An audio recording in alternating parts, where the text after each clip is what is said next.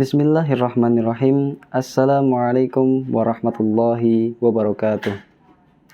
Innal hamdalillah nahmaduhu wa nasta'inuhu wa nastaghfiruh wa na'udzu billahi min syururi anfusina wa min sayyiati a'malina.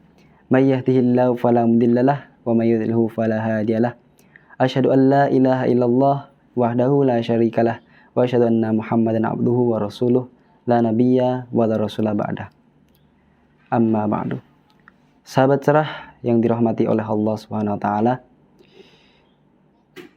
tidak ada seorang pun di dunia ini yang menjamin dirinya akan selalu berada dalam keimanan, dan tidak ada seorang pun di dunia ini yang menjamin dirinya di akhir hayatnya nanti dia akan berada dalam keadaan husnul khotimah. Itu tidak mungkin. Oleh karena itu, sudah sepatutnya kita sebagai seorang muslim, kita sebagai seorang mukmin untuk menjaga hati kita agar selalu teguh dalam keimanan dan selalu lurus dalam kebenaran. Dalam hal ini, dalam menguatkan keteguhan keimanan pasti selalu berkaitan dengan masalah hati. Padahal seperti yang disebutkan oleh Rasulullah SAW dalam hadisnya, yaitu sifat hati adalah berbolak-balik, bahkan diperumpamakan sebagai bulu yang berada di pucuk pohon dan tertiup oleh angin. Oleh karena itu, pastilah dengan menguatkan hati kita, meneguhkan keimanan kita, harus dengan cara ataupun dengan usaha yang keras. Dan mungkin ada beberapa cara agar kita selalu dalam kokoh dalam keimanan dan teguh dalam keimanan kita. Yang pertama yaitu bersahabat dengan Al-Quran. Sudah telah kita ketahui bahwa Al-Quran menjadi pedoman bagi seluruh umat manusia di muka bumi ini. Pedoman bagi seorang mukmin, pedoman bagi seluruh manusia, terutama orang-orang muslim. Seperti halnya Allah berfirman dalam surat Al-Baqarah ayat 1-3 yang bunyinya Alif Lam Mim dzalikal kitabu la raiba fih hudal lil muttaqin, ya. Yang artinya Alif Lam Mim, inilah kitab yang tidak ada keraguan di dalamnya dan menjadi petunjuk bagi orang-orang yang bertakwa. Dari sini kita dapat menyimpulkan bahwa orang yang berpedoman kepada Al-Quran, dia akan selalu dijaga oleh Allah SWT dalam kebaikan. Dan juga orang yang berpegang teguh dengan Al-Quran, pastilah dia akan diselamatkan oleh Allah SWT di dunia maupun di akhirat. Yang kedua, yaitu berkomitmen dengan syariat-syariat Allah, dengan hukum-hukum Allah. Seperti yang dijelaskan dalam surat Ibrahim ayat 27, di situ dijelaskan bahwa Allah meneguhkan keimanan seorang muslim. Allah meneguhkan keimanan seorang mukmin dengan cara Allah memberikan kebaikan-kebaikan kepadanya, memberikan contoh-contoh perbuatan baik dan perkataan-perkataan yang baik. Yang ketiga yaitu mempelajari kisah para nabi dan rasul. Sudah sepatutnya kita sebagai seorang manusia, apalagi kita sebagai thalabul ilmi, mempelajari sejarah adalah hal yang sangat penting. Apalagi kita sebagai seorang muslim, mempelajari kisah para nabi dan rasul menjadi hal yang penting bagi diri kita sendiri.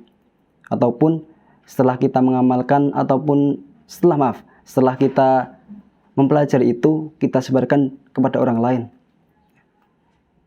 Kita tengok pada zaman Nabi Musa alaihissalam. Nabi Musa alaihissalam diperintahkan berdakwah. Diperintahkan berdakwah di negeri Mesir, berdakwah dengan saudaranya yang bernama Harun. Dan di sana Allah memerintahkan Nabi Musa dan Nabi Harun untuk mendakwahi raja yang bernama Fir'aun, yang dimana raja ini mengaku Tuhan dan wajib disembah oleh para rakyatnya. Berbagai cobaan, rintangan semua dilalui para nabi dan rasul dengan keteguhan iman yang sangat tinggi. Bukankah kita sebagai seorang muslim harusnya malu setelah membaca ataupun meneladani kisah-kisah para nabi dan rasul? Seharusnya kita malu. Kita mengharapkan surga, tetapi masih banyak amalan-amalan kita yang menjauhkan diri kita dari surga. Sahabat cerah yang dirahmati oleh Allah. Dan tips yang ketiga ataupun cara yang keempat dalam meneguhkan keimanan, yaitu mensyukuri segala nikmat Allah yang diberikan kepada kita. Rizki kita sudah ditetapkan sejak kita berada dalam kandungan, bahkan sejak ditulisnya di dalam Lauhul Mahfudz ataupun kitab yang mulia. Tapi entah kenapa saat kita berada di dunia, kita sering melihat orang-orang yang berada di atas dan jarang melihat orang-orang yang berada di bawah hidup kita. Misal, kita sudah mempunyai banyak baju, sudah mempunyai banyak pakaian, tetapi masih merasa kurang. Karena apa? Karena kita masih melihat orang-orang yang berada di atas kita, orang-orang kaya, artis, ataupun yang lain sebagainya. Padahal dalam hadis, Rasulullah SAW bersabda, "Ungzuru man huwa asfala minkum, wala tangzuru man huwa fauqakum." Yang intinya seperti ini. Lihatlah orang yang berada di bawah kalian dan jangan lihat orang yang berada di atas kalian. Karena itulah yang menjadikan kita sebagai seorang muslim, menjadikan para jamaah sekalian, menjadikan diri kita agar tidak menyepelekan nikmat Allah SWT. Itulah beberapa cara agar kita teguh dalam keimanan kita. Dan apabila di sana sini Anda sekalian menemui banyak kekurangan dari saya mohon maaf sebesar-besarnya. Banyak salah kata, salah ucap, mohon dimaafkan. Aku qouli hadza wa astaghfirullah li wa lakum. Semoga kita selalu berada dalam keimanan, selalu dikokohkan hati kita dalam keimanan dan kebenaran. Dan Allah telah mengajarkan doa kepada kita agar kita selalu berada dalam keimanan, teguh pendirian, yaitu doanya dalam surat Ali Imran ayat 8. Rabbana la tuzigh qulubana ba'da idh hadaitana wa hab lana min ladunka rahmah innaka antal wahhab. Demikian yang dapat saya sampaikan.